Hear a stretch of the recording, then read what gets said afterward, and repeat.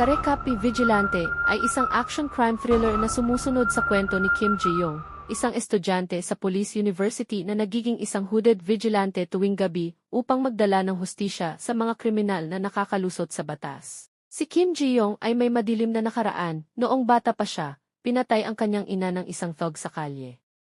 Ang thug ay nakulong lamang ng 3 taon at kalahati.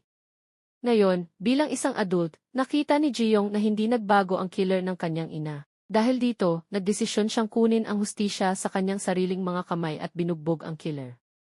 Habang patuloy na nagiging vigilante si Ji-young, nagsimula siyang makakuha ng atensyon mula sa media at mga pulis. Isang reporter ang nagsimulang mag-imbestiga sa kanyang mga aktibidad, habang ang mga pulis ay nagiging mas determinado na hulihin siya. Ang mga aksyon ni Ji-young ay nagdudulot ng mas maraming komplikasyon.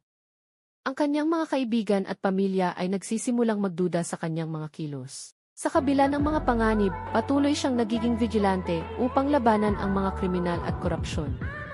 Sa huling mga episode, ang lihim na pagkakakilanlan ni Ji-young ay nasa panganib na mabunyag.